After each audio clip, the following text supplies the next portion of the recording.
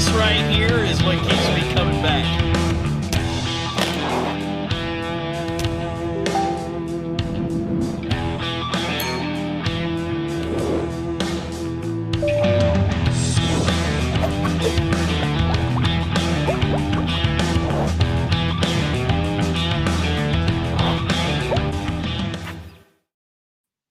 All right. Welcome back, everybody. What's going on? Welcome back to another episode number 155. We're going to welcome to the show Mr. Jacob Wall. I believe, and correct me if I'm wrong, because I was schooled in a lesson here offline with Jacob. It is now the MLF Pro Circuit, correct? Yeah. Right. All right. It's got a better ring to it than the FLW Pro Circuit. I got to be honest. I am sad that they did away with the FLW Tour name just because it's like a mainstay of what we all grew up with. But you got to do what they got to do to widen the brand. So it's a business decision, and I get it. Yeah. No, I think it's pretty sweet. And like we kind of talked about offline here too, it's, people got their opinions now, but give it a couple years and everything will be back to normal, and we'll have the two brands competing, and competition is good for everybody, every party involved. So it's pretty exciting to talk to Jacob here. We're going to talk about his season thus far, season moving forward, his creation of Swimbaits, which I'm extremely interested in. That process blows my mind because when I think about engineering, my brain hurts. So we're definitely going to talk to him about that. That's some pretty sweet stuff. But how's your week been, Andy, before we bring Jacob on here? I can finally go back to work tomorrow. There you go. Congratulations. Maybe congratulations. I'm excited, but not excited. I'm getting a little bored of being at home every day because I can't do anything. But now that my daughter's test came back negative, I'm allowed to go back to work. So I will probably be bored in another sense because I'll be at work. But it's a win-win. I get out of my wife's hair. My daughter can go back to daycare. I can go to work. Then look forward to weekends again. Right. Yeah. Well, things are getting pretty cold up here in New York, and so are you going full bore, switching gears here soon? Because you said you're putting your boat away, and are you going to be chasing? I don't know if I'm going to steelhead fish that much this year. I might go a little bit here and there, like just to get out of the house, but I want to go full bore bass fishing next year, like 100% committal. So that's going to be my whole off season is going to be prepping for the tournament I want to fish next summer and going from there and really get prepared and try to make a run at a couple things. So, heck yeah, that's going to be pretty exciting. Yeah. But does that mean you're going to be spending, obviously a lot of time tackle prep, but you're going to come ice fishing with Forrest tonight? Might have to one or two times. That'll be just a fun day. Freaking riot. 3 dumb rednecks. Kind of rednecks. 2 rednecks and a city boy in a hut. What could go wrong? It'll be a lot of fun. But we'll talk more about that with you guys after the show here. But without further ado, let's get him on here. Mr. Jacob Wall, what's going on, man? What's up, guys? Thanks for having me on the show. I'm looking forward to chatting with you and hopefully going over some interesting stuff. Absolutely. Oh, heck yeah. We'll be diving into a whole bunch of different stuff. That's for sure. But dude, congratulations! You were 6th overall on the FLW Pro Circuit this year, correct?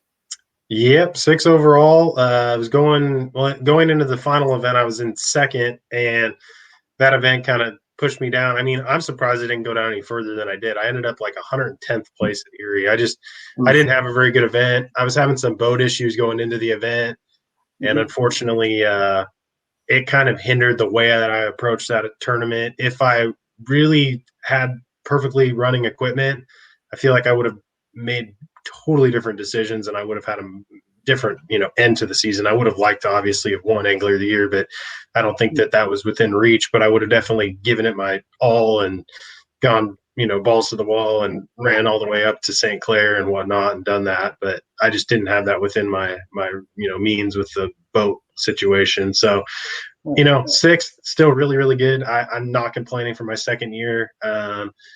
It should be great going into this next year. It sets me up really well for potentially being in the top 10 after this coming year to be able to qualify for the Bass Pro Tour in 2022. So it's a great place to be. I mean, can't complain. Definitely a good season. I cut, I think, 6 out of 7 checks. So financially, really good season. Overall points and everything, good season. So I'm just going to try to keep the momentum rolling into 2021. Yeah. So what would you say was your favorite event from 2020 throughout all the madness we had going on? My favorite event, I don't know. It's a toss-up for me between my 2 best finishes, between Martin and the Harris chain. The cool thing about the Harris chain was I had pre-practiced down there, and I had found this spot on Lake Griffin where Lake Griffin has the best grass in the whole chain, or at least I'm assuming it still does. It has the best grass out of the whole chain. And I spent like 2 or 3 days down there pre-practicing, literally just idling. Like, I know my dad came with me. He was at the first tournament of the season over at Rayburn with me, and he drove down to Florida with me and pretty much just sat in the boat. And I graphed so much that he fell asleep. I look over there and he's passed out in the passenger seat. So if that tells you how much I was actually running, I was pretty much just idling around, and I marked a lot of waypoints on grass lines and found all this little nuanced stuff in the grass. Spent hours doing it, and I stood up and I caught some really big fish out there. And I was hoping, okay, well, these fish, are they going to move? I wasn't sure what was going to happen because it was a few weeks. I'm trying to think. It might have been a month. I don't remember. It was ahead of time by quite a bit. Whenever we were allowed to pre-practice, and I went back there in the practice for the tournament and the official practice, and the fish were still there, but they had moved a little bit. And I ended up, I'm just going to tell this story real quick, but I was out there. It was my first day of practice. I was on Lake Griffin. So were, I don't know, a ton of other guys. Like, the whole parking lot there at that lake was full. Obviously, a lot of guys knew that was the best grass and one of the healthiest lakes in the chain. So I put the boat in, ran out to my first little grass line, and I was looking at it, and there were guys nearby, and I didn't even want to idle over it because I didn't want them to think that I was looking at something. And so I didn't idle over it, and I was like, all right, I'm going to go check this other spot that was okay. I caught a couple fish off of it, but it didn't hold nearly what the first one did. And so I ran over there and started looking, and I threw out there, and I caught like a 3-pounder. And I made a couple more casts and caught a couple more small ones and found some, a little hot spot within that line. And then I left and ran around, did all this other stuff during the day. And I came back right at the end of the day. This big rainstorm was coming in, and I could see it in the horizon. And I'm sitting there and I'm fishing, and I catch a little one, and it was not even a keeper, a little tiny thing. And I was like, oh, shoot, I don't want to get soaked. I didn't have rain gear in the boat because it was, pretty warm.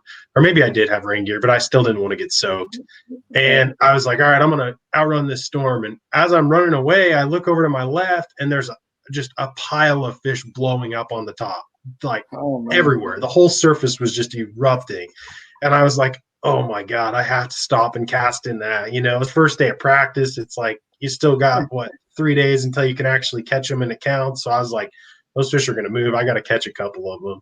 So I stopped. I fired in there with a lipless, and boom, caught one. First cast, it was like 2.5 pounds. Very next cast, boom, 3-pounder. Very next cast, 2-pounder. Very next cast, 4-pounder. And I was like, all right, I better leave this alone. And so I left, and that, lo and behold, that spot, that exact waypoint, is literally where I camped out for the entire tournament, and I caught my entire weight for 3 days off that waypoint. I mean, I had waypoints around it. I had maybe a football field size around it, but essentially what it was, I had no idea it was even there. If I hadn't have seen that in pre-practice, I probably never would have found it. But what it was is the bottom's like coated in this pepper grass, and then right where that waypoint was, it was a little depression, and it had a little bit deeper water, and it had hydrilla in there. And the fish were just on top of that hydrilla, and they'd move up on the edges of the pepper grass a little bit, but it was crazy, man. I caught all my weight out of that spot, and I was within visual distance of another spot, the better spot that I had found in practice or pre-practice. And there were probably 20 to 25 boats on that area the whole tournament. And I never once went over there and fished. I never even fished it in practice because there were always guys over there. And I knew it had fish. If this one spot had fish, I knew that spot had fish. I just never needed to go over there. And it was cool because I only shared that one little spot that I had found where I caught all my weight with Matt Becker, one other guy. And we're sitting there just waylaying on him, fish after fish after fish.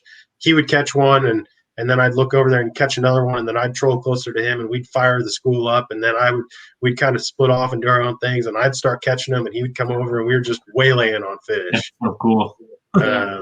But yeah, that was super memorable. What's that? So when they start going, those schooling fish, you have to keep them going. Oh, for sure. I mean, and it was so weird because I've gotten unschooling fish, but never in that shallow water. It was like, I think 4 to 8 feet of water. You know, it's super shallow, and most of it wasn't even 8. Most of it was 4 to 6 foot.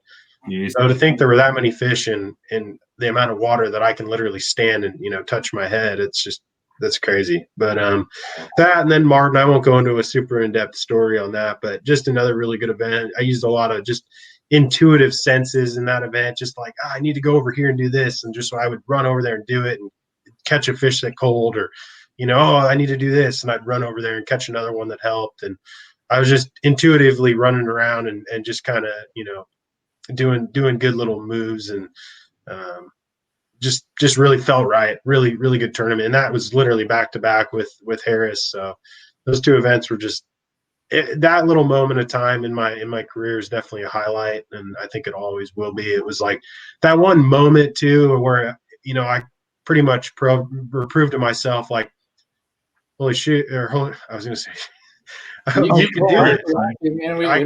You don't care if I cuss on here? You're good. You can cuss.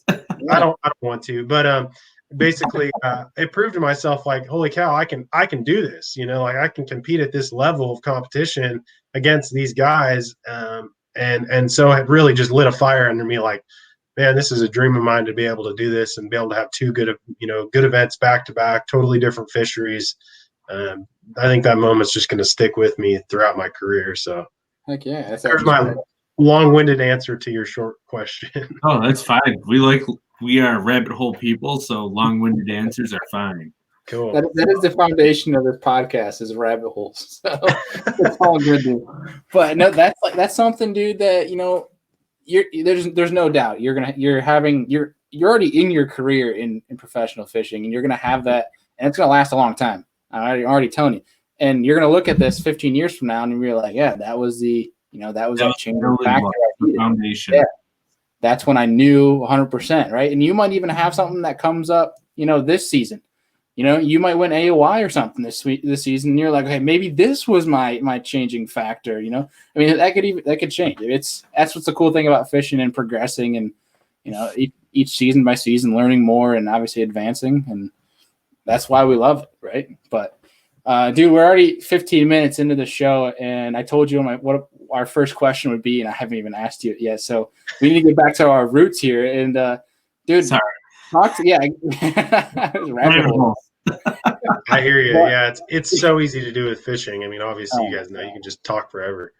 That's why Andy and I do this, because we talk too much, and it's every time we talk too much, it's about fishing. So we might as well just do it on a podcast. Now, why not talk to everyone? Otherwise, we just talk to ourselves for hours on a day. Like, what do you think of this? No, you're like, maybe somebody actually wants to listen to us talk. Maybe hard, maybe. But dude, talk to us about, you know, that first story, that first time you went bass fishing. Who got you into bass fishing? Because I know you're in Alabama now, but I read, you know, up on your bio, and that you're from Oregon. So talk to us about that, but also why you made that switch to Alabama. Yeah, so I got into bass fishing at the age of like 10, 11, I think, and I kind of actually got myself into it. I was watching it on television.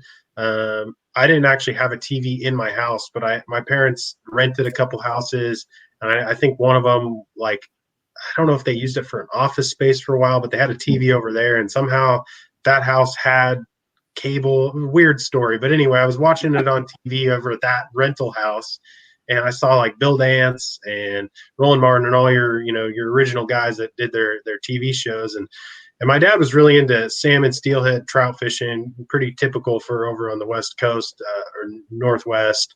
And so I grew up doing that. So I was always outside, and my dad was always fishing, but it wasn't bass fishing.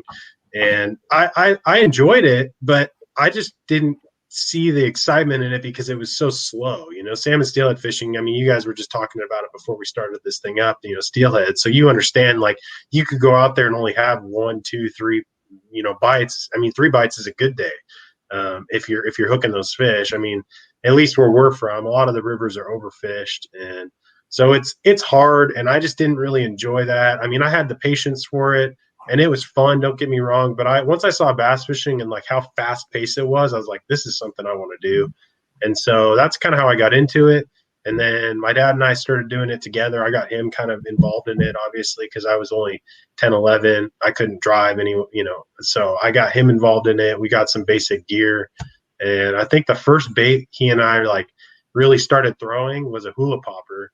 And we went to these lakes, small lakes and small ponds around us. And, we would only go like that first, that 45 minutes before dark, that prime topwater condition, in the late spring and summer. And obviously you see those like 2 to 4 pound fish come up and eat a topwater bait. Right. You see that a few times, and that'll get you hooked on bass fishing. And then when I was 12, I decided to, I wanted to join a club. And so my parents have always been real supportive, and we found a local club, did that, fish club stuff for a while. And then throughout my career, I've pretty much climbed the ranks. I actually did Casting Kids, which was like a target casting thing back when I was, I think, until I was 14. And then I did the junior level competition. I did, high school. Then I did college. And then I did the Toyota series, the Costa series, which now is a Toyota, qualified for what I'm doing now. So I pretty much just climbed the ranks. Coast swing or the Southeast for the Toyota? Well, Costa series. I did the West. Yeah, because I did all that on the West Coast. Everything that I explained except for the tour or the pro circuit, I did on the West Coast. So everything was over there. And then I qualified my first year fishing the Toyotas. We'll just call them the Toyotas because that's what they are now. I qualified my first year fishing those. And I had this decision like, okay, first of all, can I do this? Second of all, do I want to do this? Third of all, can I afford to do this? And then fourth of all, like, is there any possible way of being able to do this on the West Coast? And for me, it just made no sense doing it from the West. I mean, financially, I just couldn't really afford to spend that time on the road, gas wise, on my truck and boat and everything. And so that's kind of the main reason why we decided to move. And I was fortunate enough that my girlfriend Michaela wanted to move with me, or at least maybe she didn't want to move, but she was supportive of me, and she wanted to do what I wanted to do and help me follow my dreams. So we moved out here 2 years ago now, just about 2 years ago exactly now, maybe a little bit longer than 2 years ago, and pretty much just bought a boat, started fishing, and I mean, it all happened super quick. And yeah, I mean, that's pretty much how it started. That's pretty much how I got to Alabama.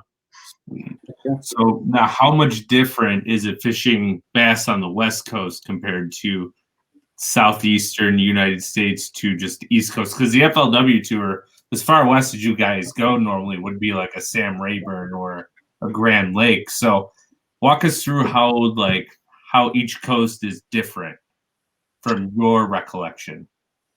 Yeah, so the West is different. I mean, you're not really, at least where I grew up in Oregon, we don't have shad in our lakes up there. We have primarily like panfish and trout. So the way those fish, like the bass, I should say, the way the bass set up to feed, and the way that they use structure and the way that they position themselves is so different on those types of lakes. They on trout lakes, they like to, the big fish like to sit on like isolated structure, pretty obvious structure, and it's all timing. A lot of that stuff is, the right time of the day with the right shade, making the right angle cast. I grew up throwing big swim baits on the West Coast, on trout lakes. And, overall, I mean, if you get to a shad lake over there in California, it's similar to here. Like Lake Shasta is similar to Smith Lake here in Alabama. They're both, spotted bass. They actually have the same exact strain of fish. Smith Lake spots are what's in Shasta Lake. They got planted there and then took over. But so they relate. Shasta Lake fish are though. What's that? It's crazy how much bigger those fish on the West Coast are than like the southeastern spots besides the Coosa River chain. It's just insane. Oh yeah, oh yeah. I mean, the truth of it is though, Shasta has a huge abundance of like 12-inch to 16, 17-inch fish. It's really difficult to catch big ones on Shasta because they're trout eating fish. And so they do a lot of roaming and a lot of suspending and a lot of, chasing over open water and they're timing oriented fish. They're really hard fish to dial in. Smith has a lot of 3 to 5 pound spots in it. As far as like the catchability of them goes, I think that Smith has more catchable 3 to 5 pound fish, or at least fish that get caught in that size range than Shasta does. But as far as like Bullard's Bar on the West Coast goes, that's where you're seeing those giants that Cody, Myers catching and Matt Allen used to catch when he lived out there, and Tim Little and all those other guys that, Matt Newman. I think there's a few other big names, Sean Bailey and Paul Bailey and whatnot, get down there and catch those giant fish. But yeah, I mean, that's pretty much on Bullard's. I don't know why they get so big there. It's just a combination of the trout stocking schedules and the fact that I have absolutely no idea. I think, actually, no, it's kokanee. I think they eat a lot of kokanee in that lake. And yeah, kokanee is a very small salmon. Like, I think they only get up to like 2 pounds, but they're just filled with protein. They're mostly a plankton eater. So, yeah, exactly. Yep. And so they just gorge on those and get huge. And that's pretty much the name of the game. But Sounds like smaller than golden. you just go through a big pink swim bait, and I'm sure they just gorge it. Oh yeah, that's all you need to do. Just toss it out there and get one. We'll do it.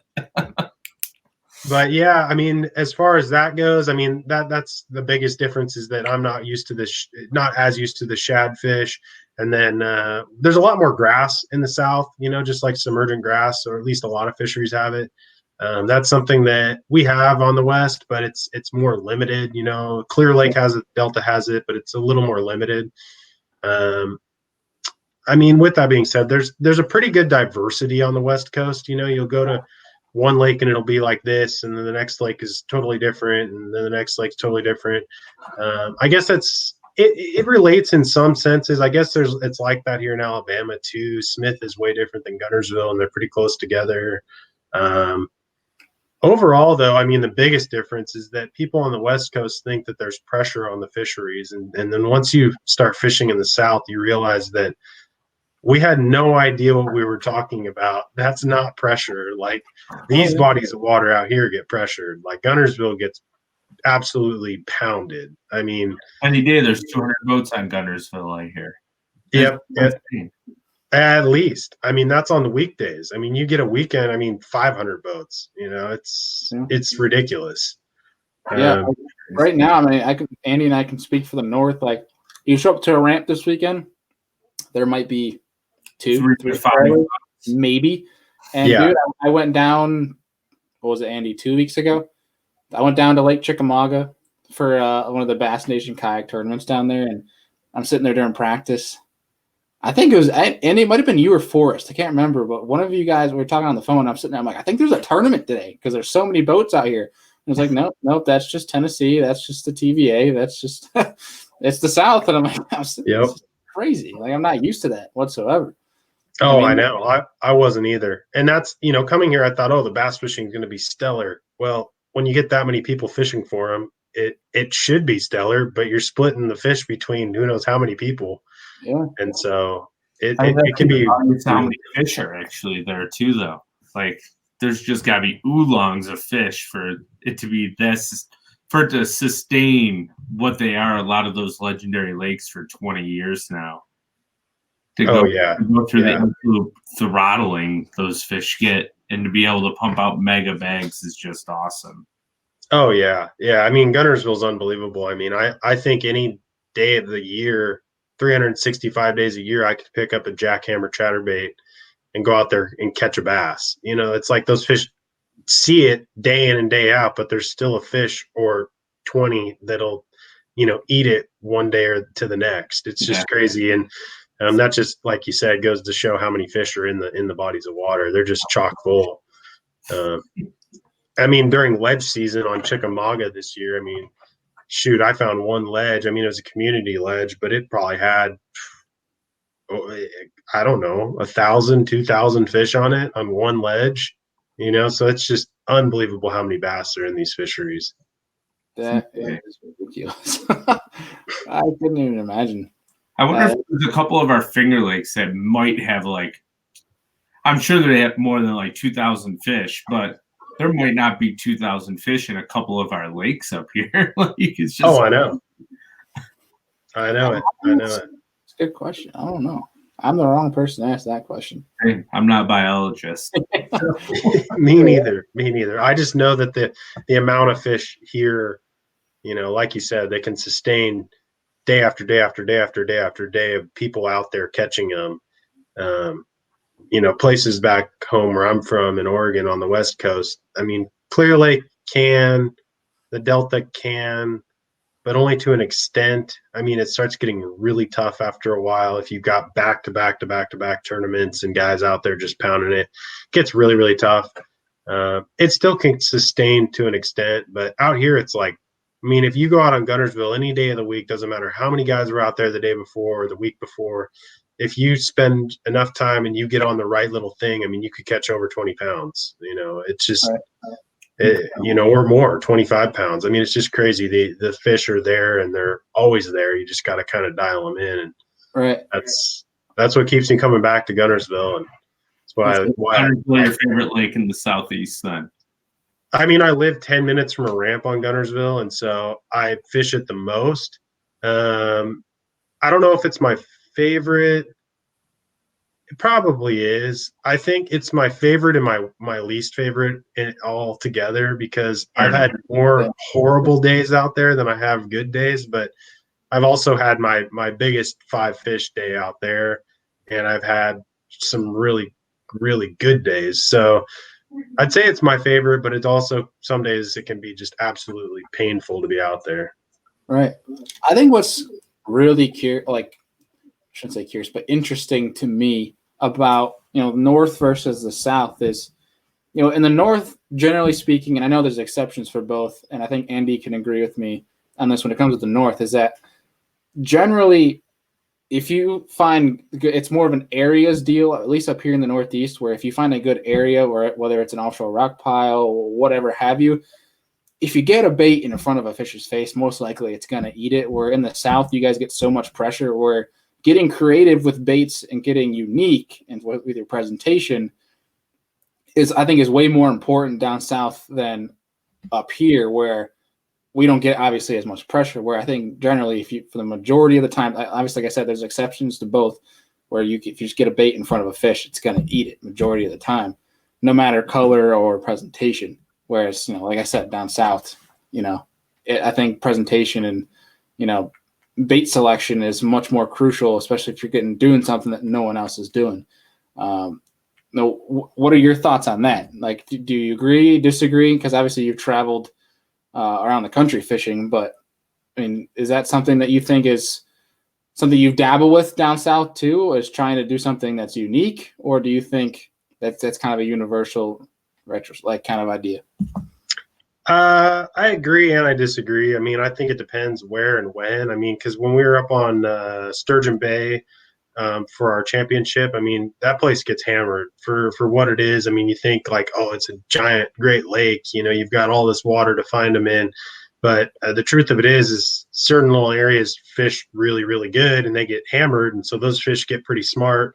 That tournament, those fish were really particular. I had to fish a certain way with a certain bait and do a particular retrieve.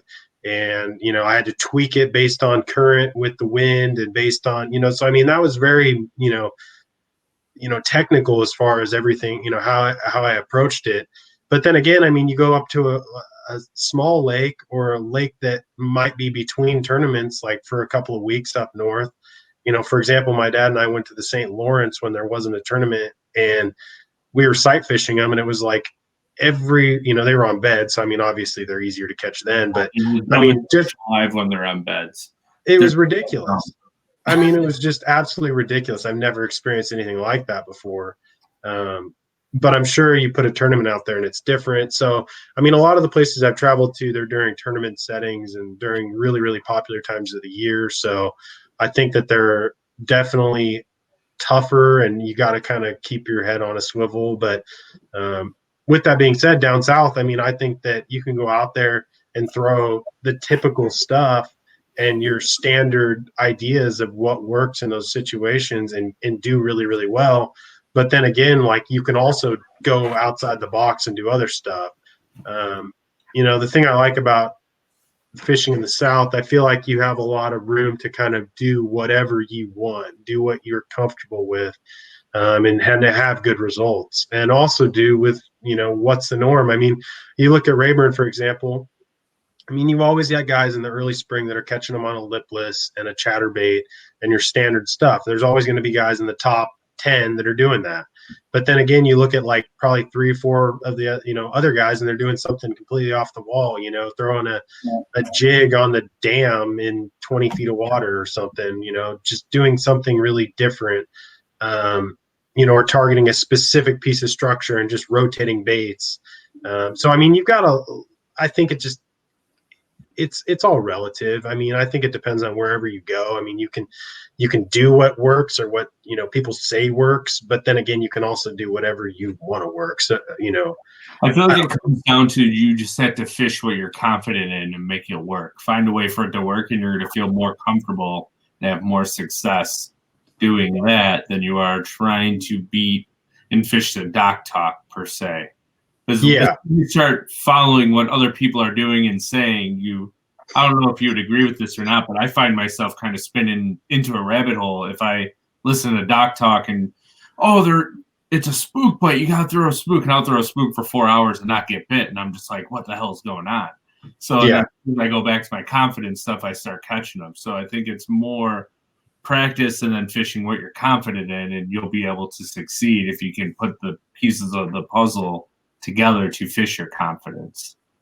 Yeah, I think you hit the nail on the head. I mean, I think that confidence is everything in this sport. I mean, if you're confident in doing something and you feel like you can make it work, I mean, some days you go out there and it just doesn't materialize, but I've had way more really good days of fishing when I'm confident in what I'm doing and feel like it's the right thing to be doing than when I'm, listening to what I saw on a YouTube video or listening to what I heard from, this guy that fishes the lake all the time, or listening to whatever you might have heard, previous information. And I feel like if I just go out there with an open mind and go, well, the conditions are saying throw a jerk bait, and water's clear, like, okay, cool. I should go fish, try to find grass and fish a jerk bait over top of it.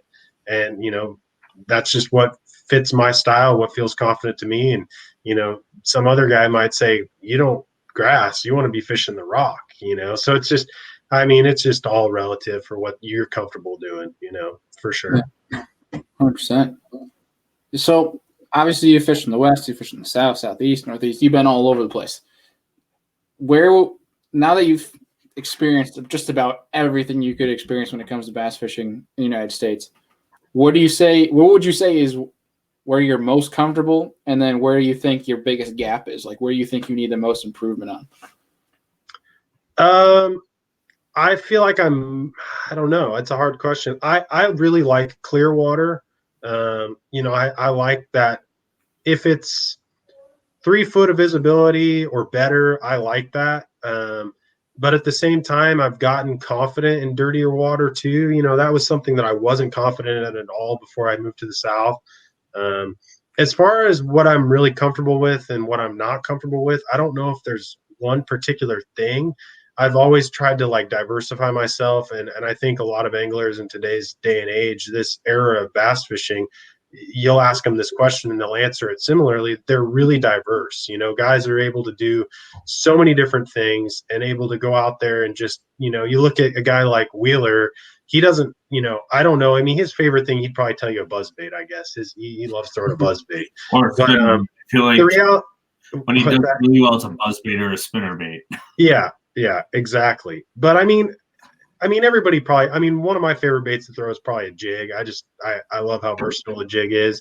But with that being said, I mean, I throw all kinds of stuff, and so does a guy like Wheeler. I mean, you look at him, or you look at a guy like a good example would be Thrift. I mean, Thrift will tell you straight up, like, I'm constantly trying to learn how to throw the baits that I've got better, and trying to learn this technique better, so I have more, basically clubs in my bag in order to pull out and do different things.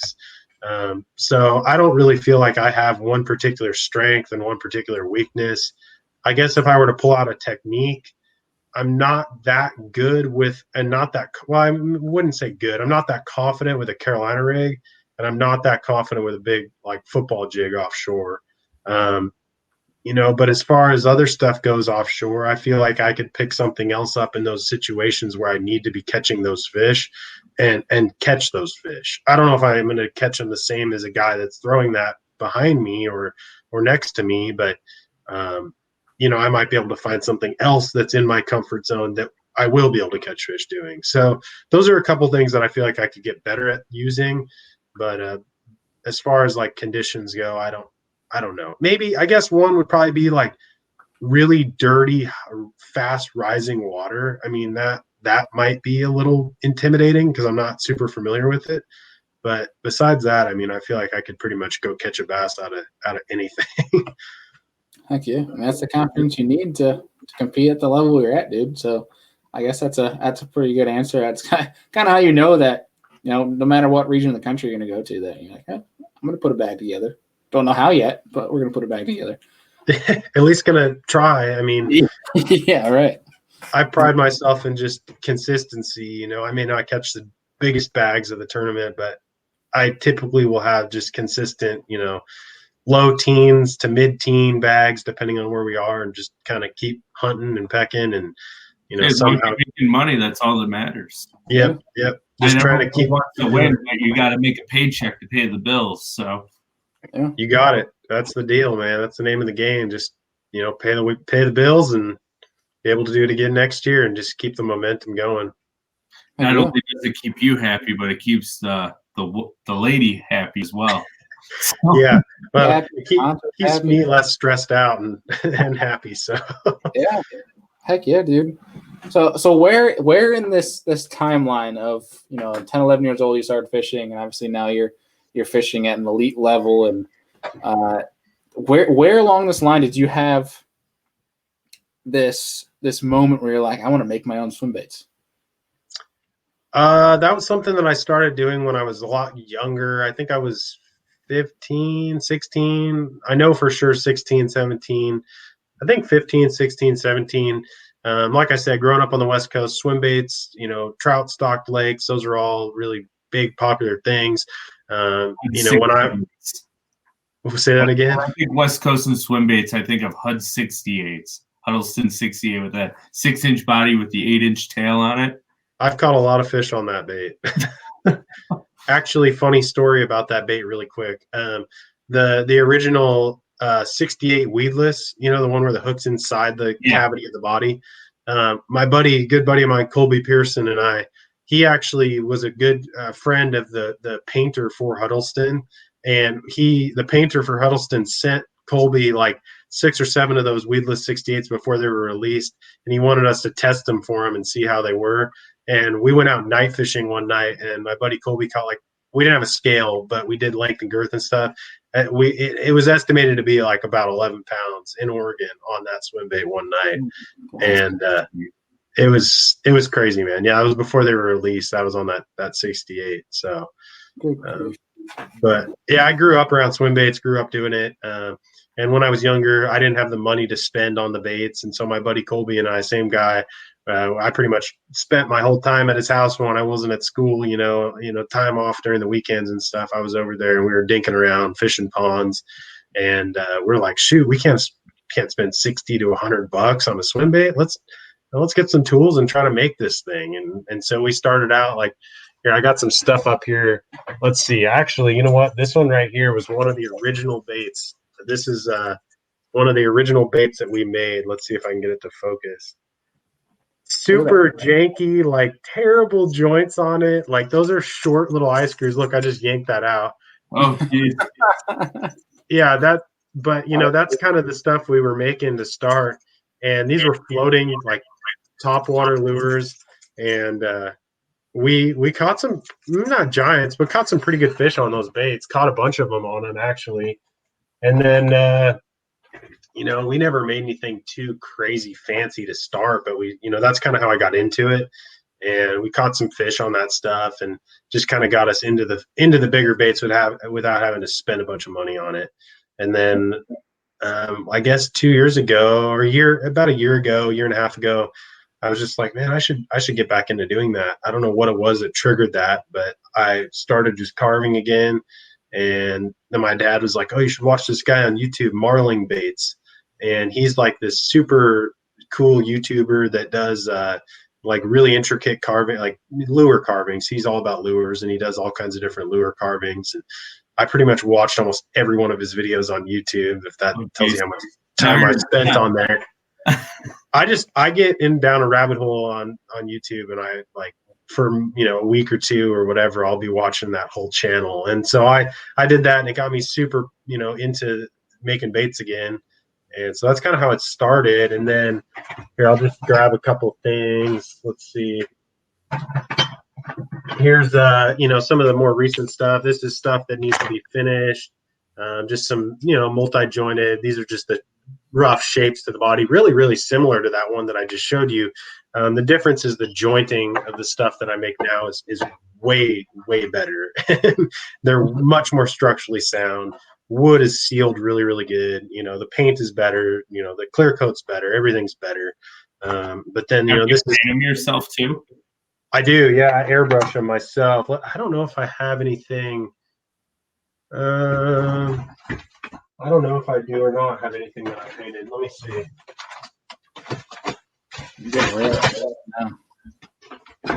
Getting into a rabbit hole. I like this. This one's not super intricate. I have a really intricate one in the truck, but I'm not going to run out there right now and grab it. But I'm trying to see if there's anything else in here that I painted. Yeah, I mean, this isn't a really that good of an example, but that's that. Oh, wow, it's super blown out too. Let me see if I can turn these lights away. But yeah, you can see, I mean, there's some like lateral bars on. Yeah, I like that.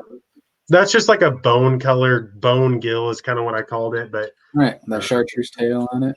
Yeah, it's got a little chartreuse on the tail. I mean, that's super, super simple. That's not a really good example of stuff I can paint. If you go over to my Instagram, oops, what the heck was that? Oh, jig just fell. Who knows where that came from?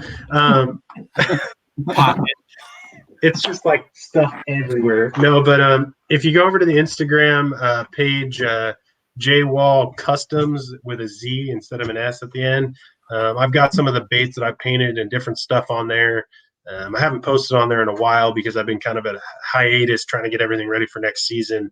But I was just telling you guys before we started this live that I've got everything cleaned up in the room here and pretty much ready to make some baits again. And so stuff's starting to get really cold. This is the time of the year I like to sit inside and tinker with my hands. There's another bait that I made last season. It's got that really detailed face. This is something I'm going to spend some time on right away. What's that? Like 4.5, 5 inches. Yeah, this is small. Here, let me grab a ruler. I don't even remember. I think yeah, you're right on. Like 5.5 without joints. And so this like bait, my size for New York. My plan for this would be a good perch pattern too, just that profile. Oh, yeah. But my plan for this is actually supposed to imitate like a herring, like a blueback. And so I want to joint it and then I'll mold it. And then I want to have that bait ready for Smith Lake and Murray for the season, because it's really, at least on Murray, it's really, really popular on that lake to burn a bait like crazy, crazy fast. And so I'd love to get like 5 or 6 of these things made up and then be able to throw that bait, at least in practice, see if it's going to be a thing. But yeah, I mean, that's how that's a long-winded answer on my swim baits, but I just kind of wanted to share a bunch of different stuff with you guys. Now, do you get a lot of people asking to purchase them? Say that again? You have a lot of people like inquiring to purchase swim baits from you, so they're keeping you busy as like a little secondhand profit type deal? Yeah. So this last season I was doing like pretty much I would take like just have people message me on my Instagram, and that's why I created that other account, was to where I could pretty much send people there and then have them go through that, so I could keep it all in one particular message board. But Yeah. I was taking orders and getting like a pre-list, but I wasn't actually taking any money from them, and that way I didn't have any real tie downs to it. I was just basically getting names on a list. So when I went to make baits, I could be like, all right, I need to make 7 of those or 8 of these, you know. Right. I don't think that was still kind of putting pressure on me to make this amount of these baits. I think it took a little of the fun out of it. So I think what I'm going to do this year, like when I start getting back into making them, is just kind of message those people and be like, hey, look, like I got a little ahead of myself. I don't think I'm going to be able to finish these orders out. And, I can make a bait, but it's probably going to be something different. I'm definitely going to be more specific and make what I want to make, and then make a few of them and do more like one-offs or a few of that and sell them that way. But last season I made a few $1,000 selling baits, and so it was, not a ton, but a little bit of extra side money. So I get gas money and food money for the road. Yeah, 100%, man. I mean, just a little bit of pocket change for when I got back out there on tour. So it was nice. It's Heck sweet. yeah, 100%, dude. Now, so you've kind of named a little bit of kind of how you make them, but like in a quick routine here, like what's your process of making these swim baits? Like like step 1, 2, 3, kind of how does it go? So you cut out the initial shape on the bandsaw, and then Okay. you cut out the width. Basically, you're getting your initial shape. So let's just call that like your initial shape. Right. And then you're going to basically draw the lines out for it. Then you're going to joint it. And then depending on what joints you're going to do, I do a lot of like pin to eye screw connection. So like, as you can see on that, there's actually a pin that goes through this back section of the bait through eye screws. And so I do a lot of connections like that. And it makes it to where it's a pretty tight connection. You don't see much of the joint, but it still has a pretty good amount of movement. And you can see in there, I had to like hollow out that section for the eye screw. So that's one step, and you joint it. And then, with this, there's a Lexan bill. I got to cut the bill out. Tail's Lexan, got to cut the tail out. Then you're basically weighting it. Weighting it is definitely important. It helps, ballast the bait out right. This is a floating bait, designed to stay on the surface or down like maybe a foot or two, and then float back up. And so you got to get the weighting right. So I weighted on the bottom of the bait, drill that out, and then pretty much you assemble, everything. You get everything glued in there. All these eye screws are glued in really, really good, so nothing's going to pull out. And then after that, you seal the bait up. You can either use like polyurethane, or if you're doing it really quick, you can use like a super thin super glue that like seeps into the wood really, really far, and it basically turns all the grains into like plastic, and so nothing can permeate that. And then after that, you pretty much tape everything off. I mean, on this, you're taping the bill off. The tail you can take out, and then you airbrush it up. And after that, you throw your clear coat on there and you let it dry. But I mean, that sounded way easier than it actually is. It takes forever. Start to finish, how long does it take to build a bait? If I'm doing them in batches, like if I do like 5 or 6 of them, I can usually get a batch of probably like 5 done in like, if I'm working like probably 8 hours a day, I can probably get those done in like maybe 2 days, 2.5 days. So maybe like, what would that be? It'd be 20 hours into 5 baits, so 4 hours a bait. It's a lot of time. And that's working with the tools that I've got. Like if I had better tools, what I really need to get is I need to get like a circular sander. And so I can get the shape of the side of the bait out really quick.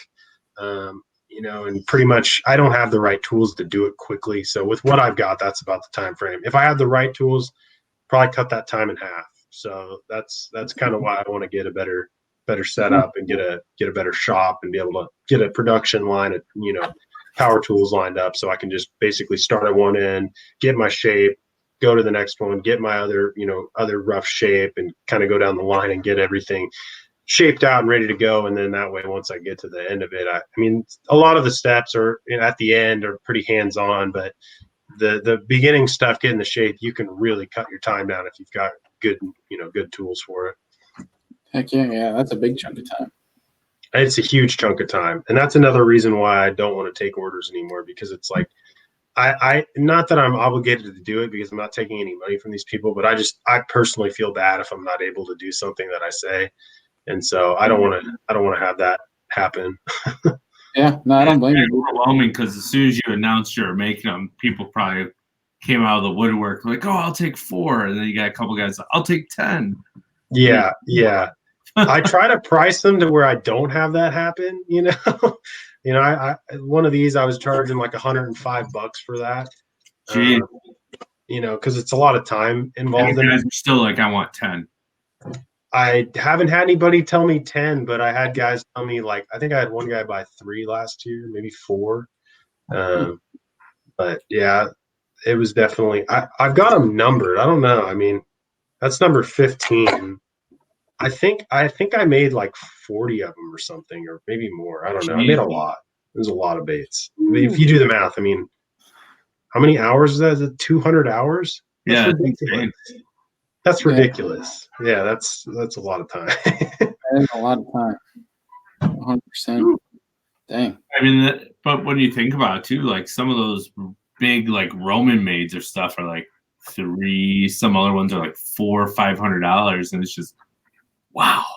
Like the Roman mothers are just insanely priced.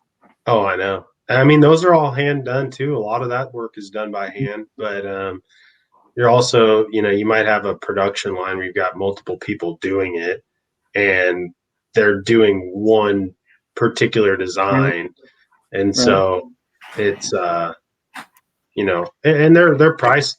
Honestly, I would, after doing it as much as I've done it, they're priced what they should be.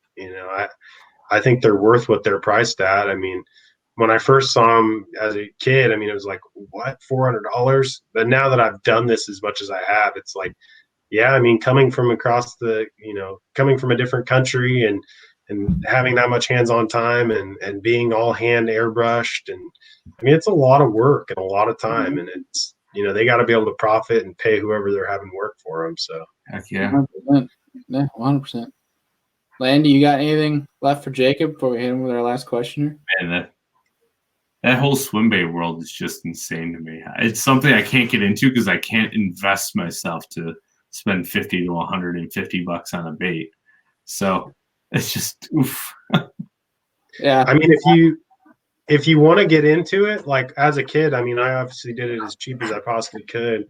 There's swim bait forums and stuff where guys sell used baits and baits that have some wear and tear on them.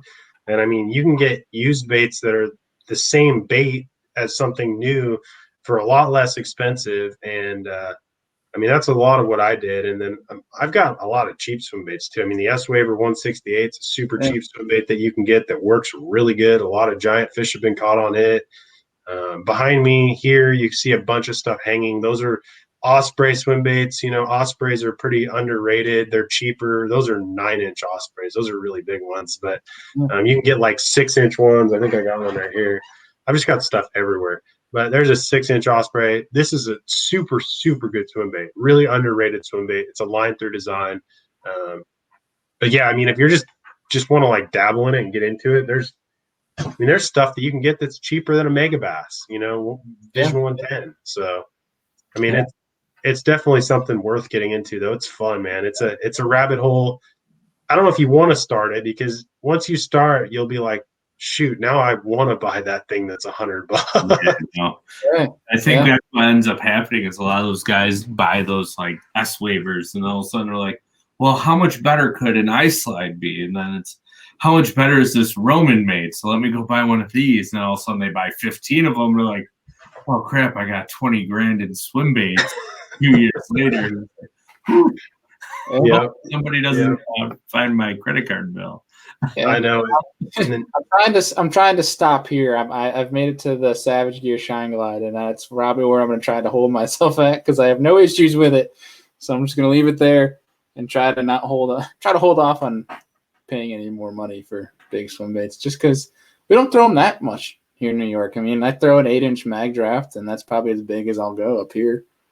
Yeah. The Shine Glide's a great bait, man. I mean, for the money, it's a really good bait for sure. Or me down at Chick. I'll leave it at that. Nice. Or me down at Chick in practice. Let me leave it at that. Of course. Yeah, that's how it always goes. Yeah, I hear you. 100%. I caught him on Chick on a big swim bait too in practice. A DRT Clash. It's this like 9-inch big, crazy. I don't have one in the room, but big old chunk of plastic. Same deal. Heck yeah. Well, Jacob, Eat that big old meaty thing, though. Oh, it's so much fun when they start getting after something like that. A lot of it's real visual, you know. A lot of it you can see what's happening. It's like, oh my god. Oh yeah. It's funny though. Like, I wonder how many bites people miss because when they see that like 8-pounder chasing their bait, all of a sudden their instinct is to speed up because they get exciting and all the endorphins are going. So you're like, oh my gosh! And I wonder how many fish we actually miss because of our excitement and inability to control ourselves. I think a lot. I mean, I was actually just talking to my buddy today on Instagram, messaging him back and forth, and he said he had a bite on his glide bait today out at this place back in Oregon, and he goes, I was taken off guard, dude, and I just like swung, and I could tell the fish didn't even have the bait, you know, he could feel it just tapped it, and he's like, God, I need to like tell myself to just like reel down and make sure those fish have it first and then pull into them. And same deal. I mean, you get excited and you can't control that sometimes. Oh, yeah, no, 100%. Yeah, but I mean, when you watch that big mouth open though behind it, and you just know that it doesn't even matter what you do, they're pinned. You just break them in, baby. Oh yeah, yep. Big line, big rods, just stop reeling, swing them. Yeah.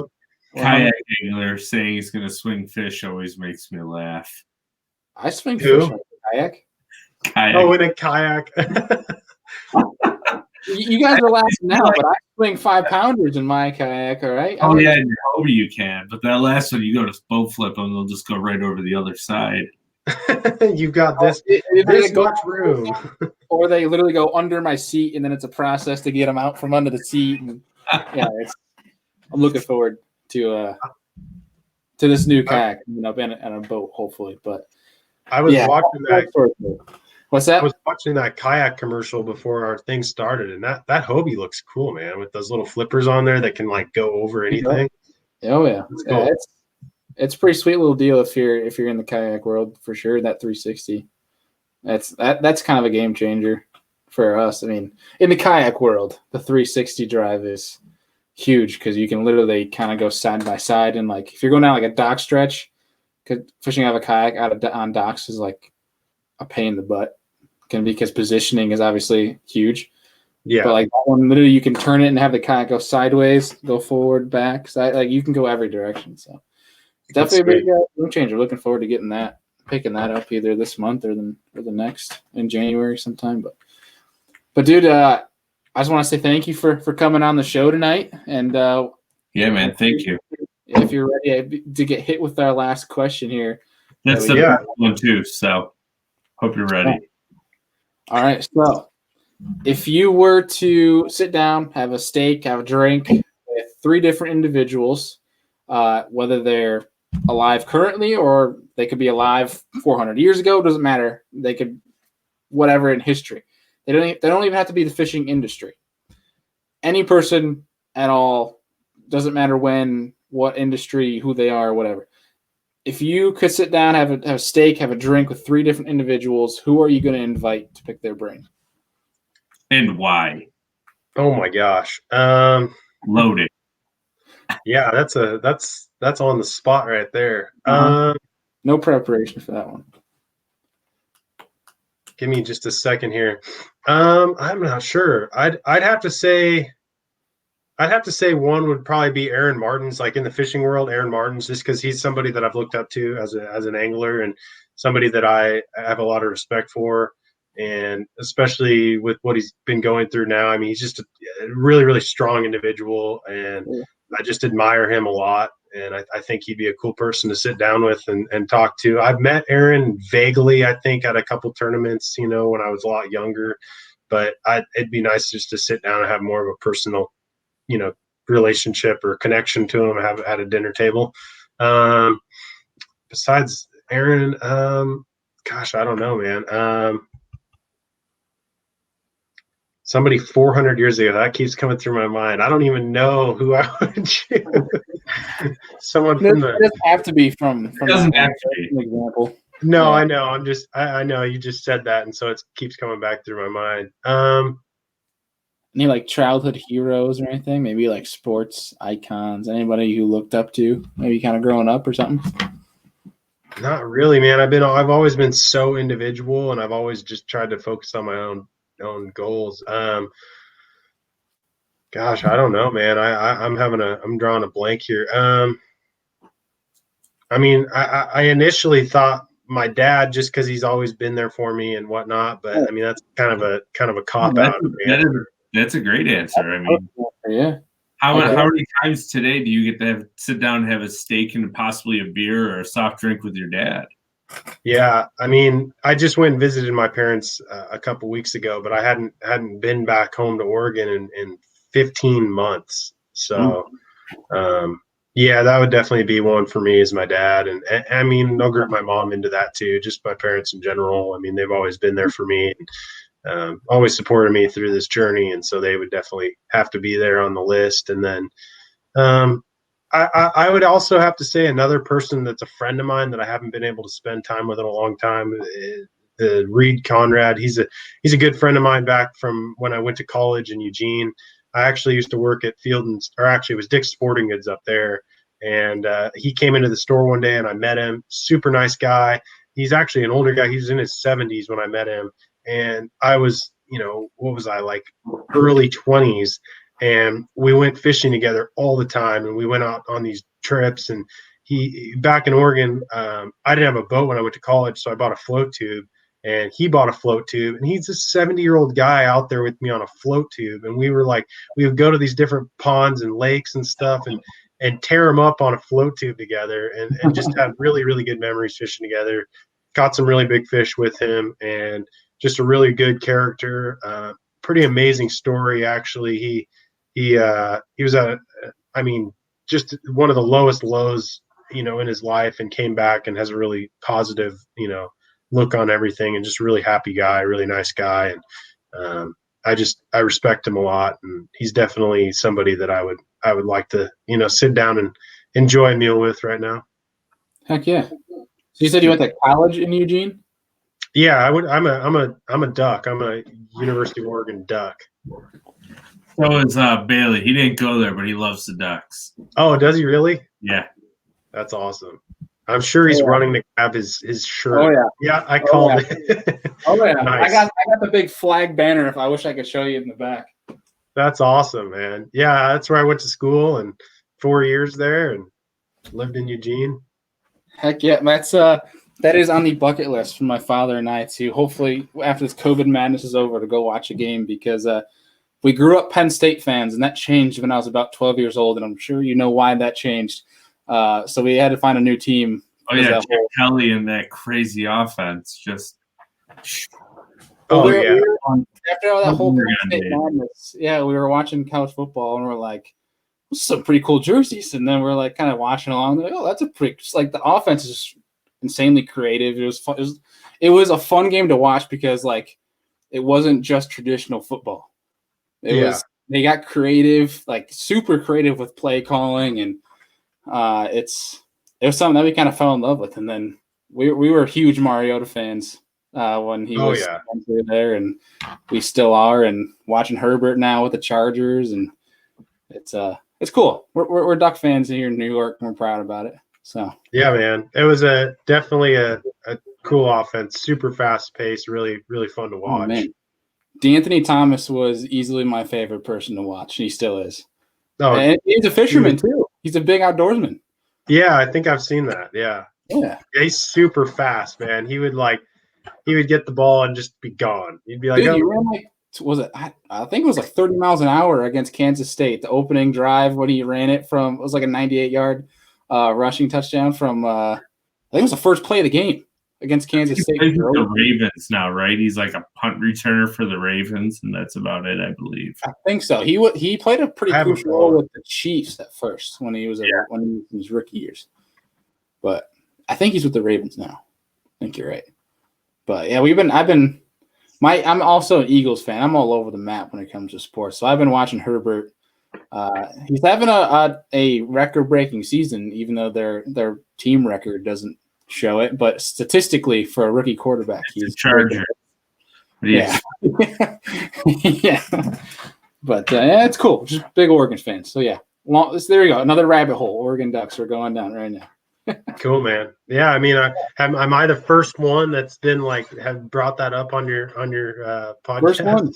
First one. We have like Penguin stuff and different things like that because like I said, my thing's all over the map. I'm an Eagles, Penguins, and Oregon Ducks fan. Nothing New York whatsoever. It's crazy. But, that's cool, man. Yeah, heck yeah, 100%. But I'm glad I can finally feature my Oregon stuff on the show now. That was cool. Yeah, there you go. No, it's a cool jersey. Their jerseys are always awesome, man. It's ridiculous. They got like a new jersey for every game they play. Yeah, a new one every single game, and I think they choose like 4 different seniors. I think it is to choose the jerseys for the season. I think that's. I didn't know that. Yeah, you know more about it than I do, and I went to school there. I'm a huge sport. Well, I know the backstory on it. The person who designs the jerseys was a Oregon graduate and went to work for Nike. So he owns Nike. Designed the jerseys because he was actually a Nike employee who went to school there. Yeah, it's Phil Knight. He's the owner of Nike. Yeah, I don't know. I don't know that much about it. Right? I'm not like a specific college football fan. I'm a personal team fan. I just love really good college football. So I remember the side story on it. Yeah, there's a really cool. There's like what is it called? I'll have to find it, Jake, and share it to you because they go through the whole. It's like they do like it's kind of like an MTV Cribs, but with college football locker rooms. And they did it with Oregon. Really? And obviously, I watched that one, and they talk about the whole process of selecting it and how customized they get with every individual player. It's super cool. I'll have to send it to you. But yeah, definitely. I get real deep into the whole sports stuff. But yeah, dude. Not to bore anybody else with college football, but I really appreciate you coming on here and talking with us for over an hour. So we appreciate it. And, dude, you're always welcome on the show. 2021 is better than 2020.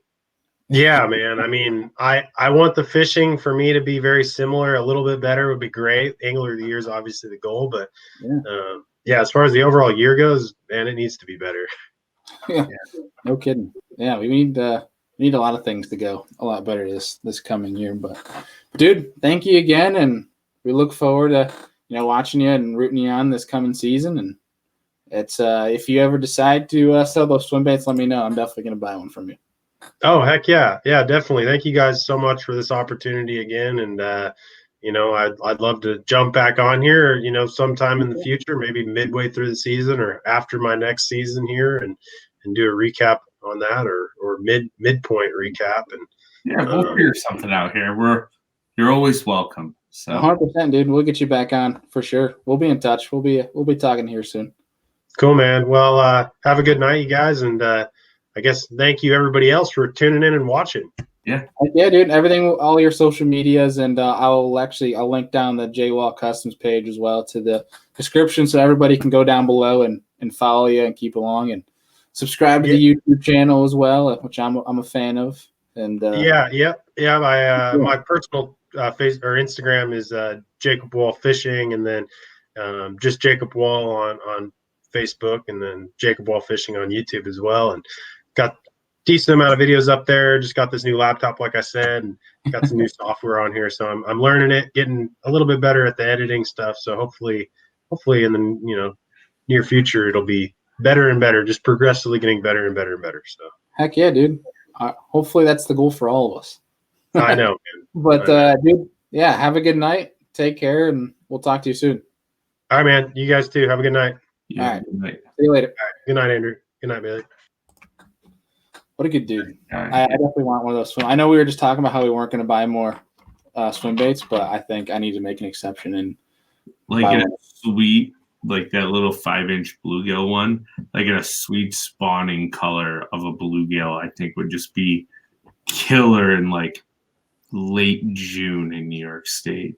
Yeah. Are those what is it that we've been? What is they call it? The rudd that we have been in a couple of our lakes. That pattern, that skinnier, where he mentioned it would be good for perch, would also make a really or good have rudd. it painted like an aloe with that chartreuse stripe on it. Yeah, that would be pretty sweet. We can dabble. That's one thing I do want to dabble around with more, because I really only threw big swim baits around like that spawn time, try to weed out smaller fish, try to trigger those bigger fish into biting a little bit quicker. That's kind of where I only really threw them. Definitely want to fund. One of my goals for this coming year, obviously, I have something to figure out. I need to figure out some things coming up, but one of my goals is to obviously get some more time out to kind of just fun fish. Like I always went out with a goal of, learning a specific thing, which is great, and I'm still going to do that 100%. But I'd like to just designate a couple more days where I'm just going to go. It might not even be a learning day, but just take one bait, like a big swim bait, and just throw it and just see what happens. Just something different. I think most of my summer next year is going to be solely focused on practice. What do you mean by that? Like practicing for tournaments, or like practicing for tournaments and just trying to find specific areas on our lakes that hold bigger than average fish. Because with them spraying the weeds in all of our lakes change. They don't change very much, but they change subtly every year because the fish never really leave, from what I've found, but catching them can be trickier some years from not. But you can usually catch them all in like the same areas. So next summer, my plan is to figure out how to get those bigger bites in those same areas, because I feel like I can catch the same bag every time I go to these lakes, and I can never capitalize on that bigger bite, but I can always get good average fish. So my goal next year is to learn how to get a bigger bite, per se, like change that 2.5 to 3 pound bag average to maybe like a 3.5 pound average or a 4 pound average. Like that is my goal, is just to up my average next year for my 5 fish limits. Yeah, I mean, getting out there and exploring, and not to spill too much, but to getting on and trying to find things that people don't know much about, and getting creative with putting your head down and sacrificing fun fishing time to go put in stuff that'll help you cash checks at a later time is pretty important. It's hard to do. It's very hard to do. Takes a lot of mental patience and strength to kind of, there's days when I went out when it was freezing cold, when ice out, and didn't bring a single rod and sat freezing cold in the kayak and freaking went 15 miles just to figure some stuff out. Yeah. Some things you got to do. Not saying that I was successful in it. I benefited from it, is what I'm trying to say, which is what a lot of guys. That's my plan. Is I think I'm going to pull the boat out probably like middle of March and get it ready. So as soon as the ice is off a couple of our lakes, I'm just going to go graph. I might not even take rods. I think I'm just going to go graph and try to find the sweet spots in my areas that I like to fish, so I can really hone down and find where I think those bigger fish are going to live. Because I think that's what it comes down to. New York, there's fish everywhere you go. But I think there's subtle little things as anglers that we are missing to really exploit our experience on the water. So that's my 2021 goal. Heck yeah, dude. 100%.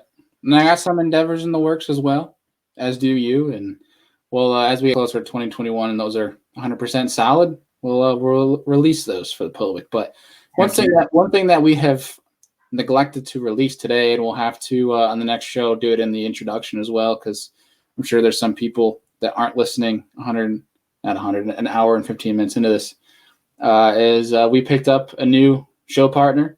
We picked up P-Line. We're working with P-Line. Yeah, other way. It is, right there, directly above me. And we're excited to work forward with P-Line. We're going to have some some further announcements coming up with them here shortly as we work along, and we're excited to have them as a partner and see where this thing goes. I mean, P-Line Tactical is one of my favorites. So it is my favorite. I have zero issues. It's funny when you can boat flip, which I don't recommend anybody ever do, but I boat flip a few 4.5 pound fish in a tournament this year that didn't help with 6 pound tactical on a 610 spinning rod. So dumb to do, but I just didn't feel like bending down to grab the fish out of pure laziness. And even after a few fish, the line was still good. I always check for nicks, but it was still good on 40-foot deep fish. So yeah, never do what I do. I'm dumb. Don't listen to these few Yahoo. I boat flipped the fish and I was like, oh, I don't know if this one will help. I was like, it won't help. And I get into the boat, I was like, ooh, that one might actually help. And I remember I think we call beamed it, and it was like just slightly smaller than one of the fish we had in the boat at the time. And I was like, woo, like good thing that was a little bigger, because that would have been terrifying if it broke. Yeah, that would have been shameless sponsor plug. Yeah, no, nothing wrong with that. We need those. Unfortunately, I mean, we gotta show our partners in the right way, which is those stories are the way to do it here on the Serious Angler podcast. Heck yeah. Yeah. Okay. You got anything left for the folks? I am good. And after you're listening to this, I think we're gonna have another one Friday. So right? Friday with Mr. Chad Pipkins. Yes. So look out for that one. It's gonna be a lot of fun talking to his. What is his title sponsor? The J. Douglas Salon. Yeah. Yeah, the Hair Master. Weight fishing. So we can talk about weight. Yeah, so, we had John Hunter on to talk about Sway, so we'll have to talk with Matt about that as well. Heck yeah. Sweet deal. And again, everybody, thank you guys for tuning in. Appreciate it. And we hope you made it to an hour 20 into the show. We greatly appreciate all of you guys listening every time. Seriously. Seriously. From Serious Angler. All right. Take care, guys. We'll see you Friday.